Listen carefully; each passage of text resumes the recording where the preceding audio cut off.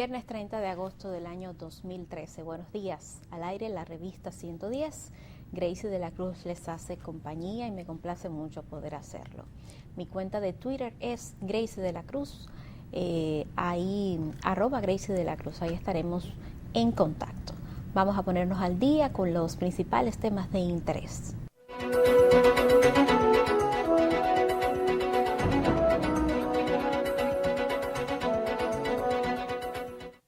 Amigos, ayer la presidenta de la Cámara de Cuentas, doña Liselot Marte de Barrio, acudió al Senado. Lo hizo para corresponder a una invitación que le hiciese la comisión que está investigando los bienes del senador Félix Bautista. Esta comisión supuestamente está investigando. ¿Ella a qué fue?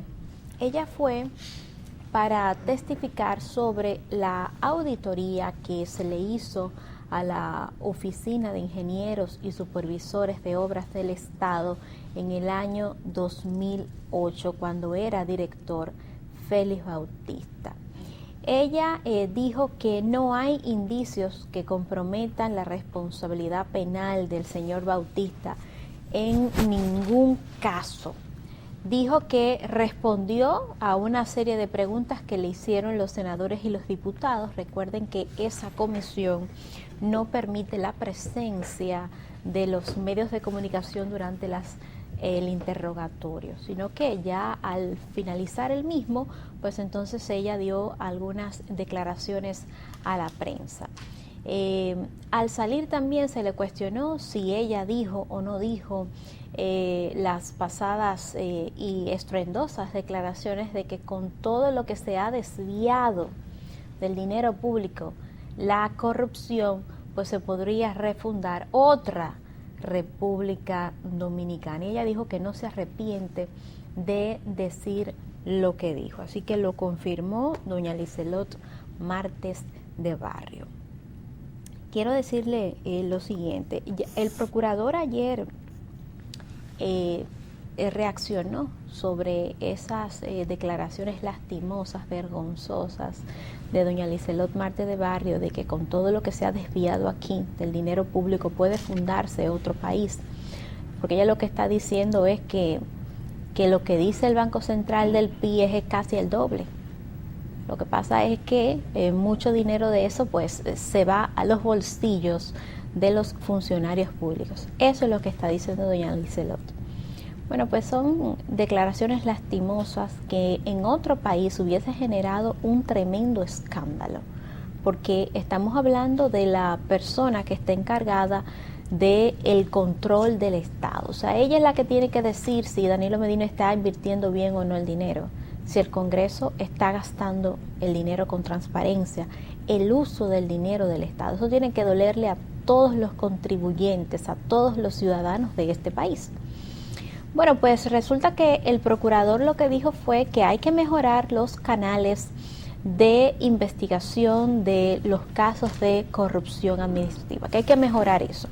Pero ustedes saben que el pasado gobierno del presidente Leonel Fernández hizo un invento para mejorar las políticas de Estado en materia de la lucha contra la corrupción. Hizo el IPAC, la Iniciativa Participativa contra la Corrupción Administrativa.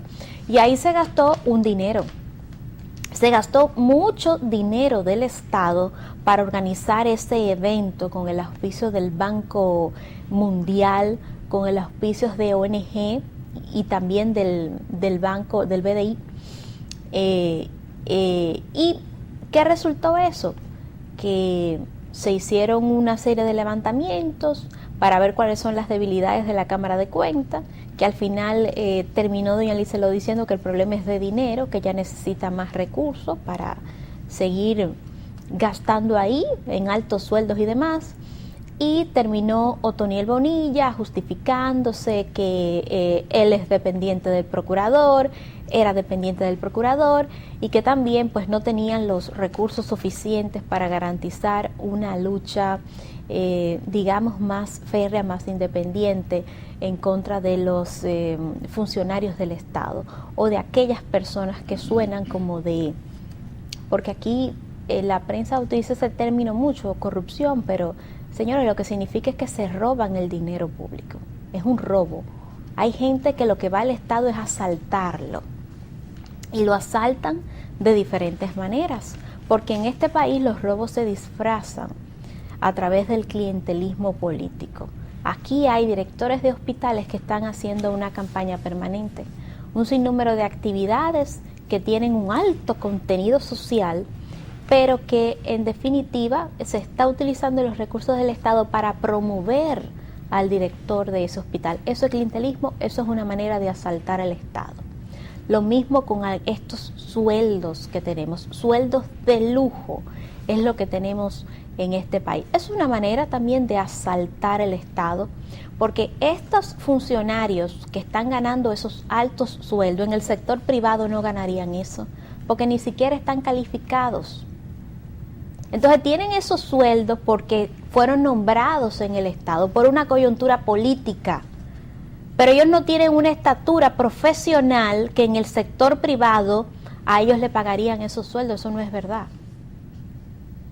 Tienen que ganar ese sueldo por una coyuntura política, pero no por sus capacidades. Eso es una manera de asaltar.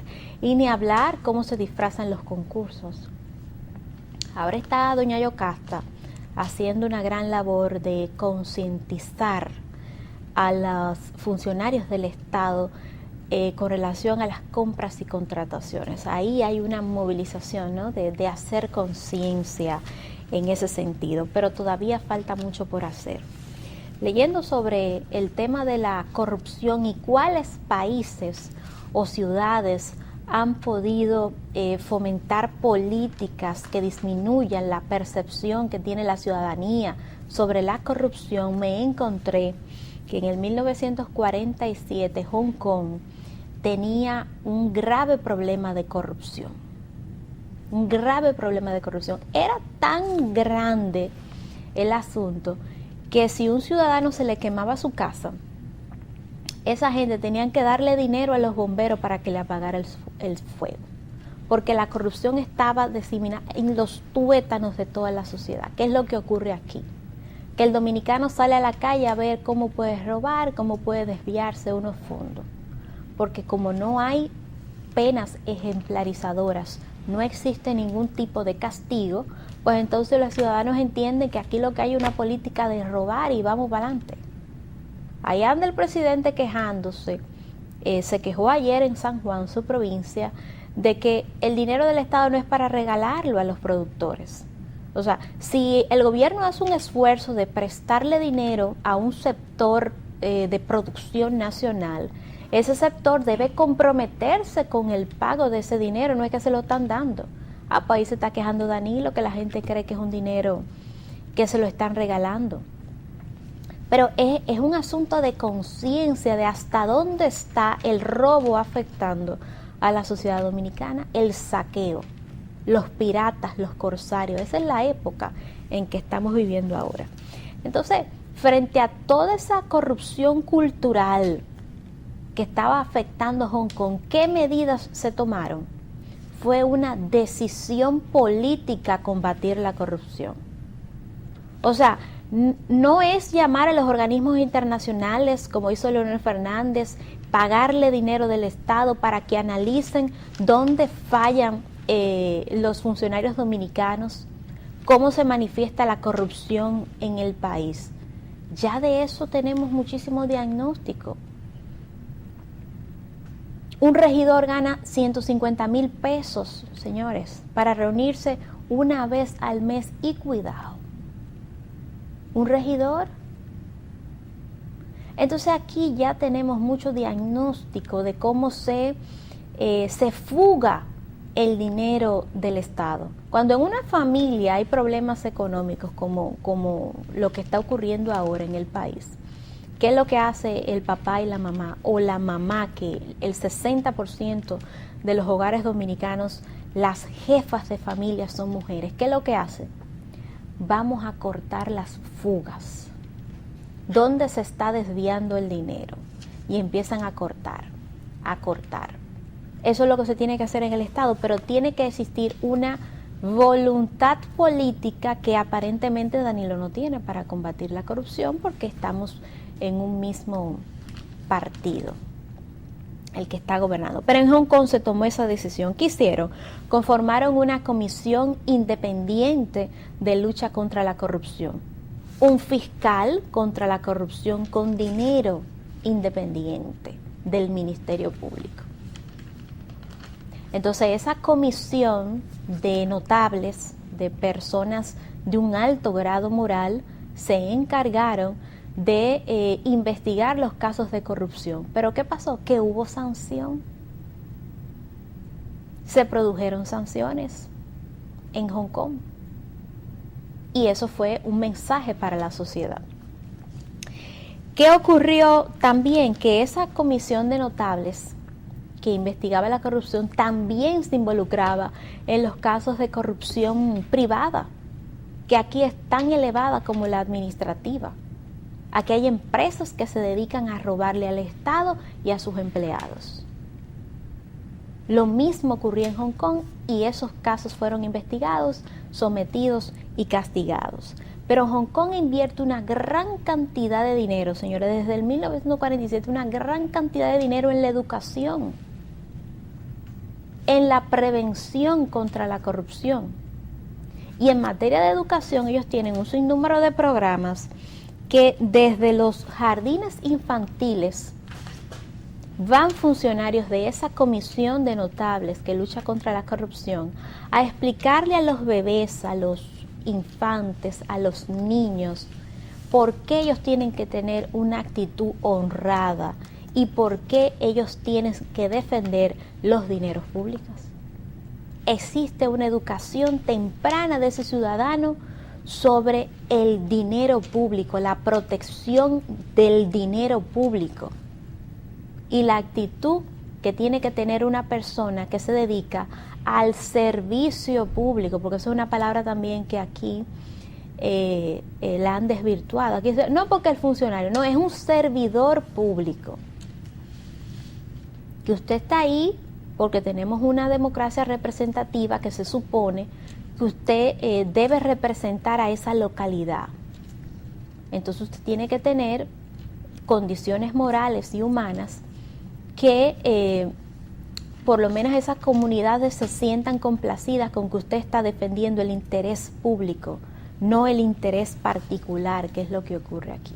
Entonces, en materia de lucha contra la corrupción hay un sinnúmero de ejemplos de medidas políticas, decisiones políticas que se han tomado en otras regiones y se ha podido disminuir la corrupción administrativa.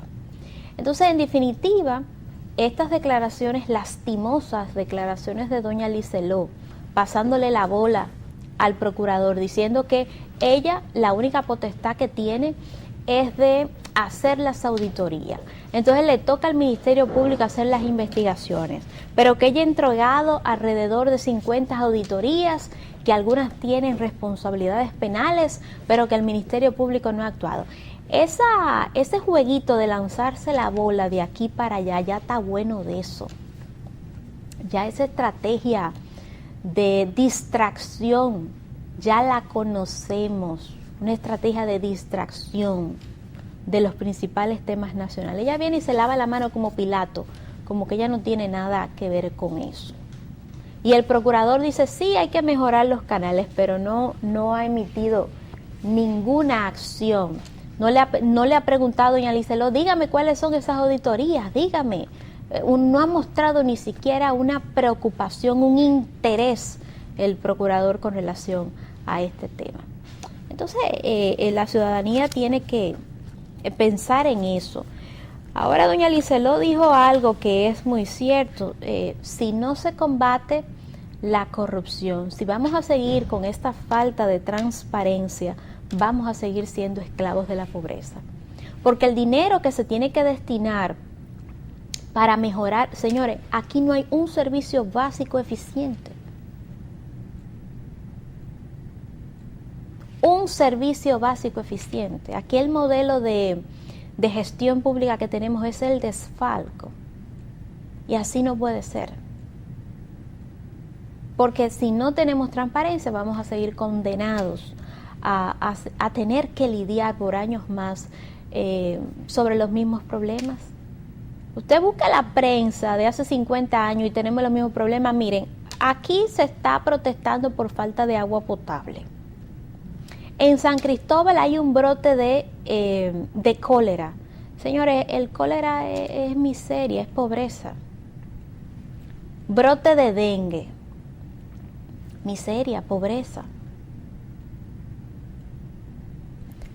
El problema del transporte público que tenemos, corrupto, deficiente. El tema de los combustibles, hay un sinnúmero de factores aquí en lo que usted si evalúa la gestión pública, usted se va a dar cuenta que estamos quemados. Hay un atraso de más de 20 años en este país, de más de 20 años en materia de políticas públicas que han sido erróneas. Entonces, en materia de lucha contra la corrupción, esta gente no tiene calidad moral para estar hablando de lucha contra la corrupción porque son partes de un sistema corrupto, porque ellos fomentan la corrupción administrativa. El sueldo que tiene doña Liselot es fomentar la corrupción administrativa. Entonces, analicen ese caso. Vamos a cambiar de tema. Hay un tema bastante polémico en este día. Está en portada del periódico El Caribe. Esta es la señora Juana María Castillo, que es abogada del Ministerio de la Mujer en Constanza. Pues ella está revelando el testimonio de 7 mujeres que fueron víctimas de violación de un sacerdote en Constanza. Hablamos del padre Johnny, Manuel de Jesús Mota. Padre Johnny obligaba a realizar orgías a varias mujeres allá, cuando eran menores, porque esto es un hecho que ocurrió hace algunos años. Y miren el titular del Caribe: un sacerdote de Constanza acusado de violar a 15 mujeres. Las víctimas denunciaron que Juan Manuel de Jesús Mota, padre Johnny, las abusaba durante la adolescencia. Otro caso. Ayer el periódico El Caribe publicó unos testimonios de menores de edad que están acusando al nuncio apostólico Joseph Weselowski, que ha sido destituido de su cargo por el Papa Francesco, de pederastía, de que él abusaba de menores de edad aquí y también en el interior del país. Son testimonios dolorosos, asquerosos, lo que están diciendo esos muchachos. Es una acusación muy seria. El cardenal López Rodríguez ayer se refirió sobre diversos temas del país, incluyendo la destitución del nuncio apostólico Joseph Weselowski. Y hubo una pregunta que le hizo una periodista sobre esos testimonios de pederastías, de abuso de menores, y el cardenal se negaba a creerlo y defendió al nuncio apostólico y defendió sus aportes aquí. El problema está, amigos, en que ya el nuncio se fue. Ya el nuncio no está aquí. Él se fue. No han dicho para dónde se marchó del país, pero la denuncia ha quedado. Y uno se pregunta, ¿van a investigar ese caso? Porque lo que tenemos aquí es que hace más de 2 meses y medio, en Santiago, en una comunidad que se llama Juan Carlito, el sacerdote de allí, el padre Alberto, fue acusado de pederastía y el hombre se fue para su país de origen. Y no hay manera de que ese hombre regrese a la República Dominicana para ser investigado. Bueno, pues el nuncio se fue y uno se pregunta, por lo menos el Ministerio Público se va a hacer eco de estas denuncias para empezar un proceso de investigación en contra del representante del Vaticano en la República Dominicana. Esa es la pregunta que uno se hace. Ahora, con relación a estos horrores que está describiendo Juana María Castillo, en la que fueron sometidas 15 mujeres, en lo que está una madre y una hija, que fueron víctimas de la obsesión y los abusos del sacerdote Juan Manuel de Jesús Mota, imagino que el Ministerio Público va a emprender acciones porque quien está haciendo la denuncia es una servidora del Estado, del Ministerio de la Mujer en Constanza. Y es una asquerosidad lo que también están describiendo, que fueron las penurias que pasaron esas mujeres por manos de ese sacerdote cuando ellas eran adolescentes. Hay muchos casos aquí que se quedan impunes. Y aquí no se ha condenado a ningún sacerdote por casos de violación o de abusos de menores. En el caso del sacerdote de Santiago es un homosexual, estamos hablando de un homosexual que abusaba de menores de edad. Eso que ustedes están viendo en pantalla no tiene que ver con el tema, eso es un sacerdote que murió por dengue en Santiago y la verdad que es una pena. Pero estos casos de violaciones y pederastías deberían de investigarse. Aquí hace falta transparencia sobre estos escándalos que involucran a la Iglesia Católica Dominicana.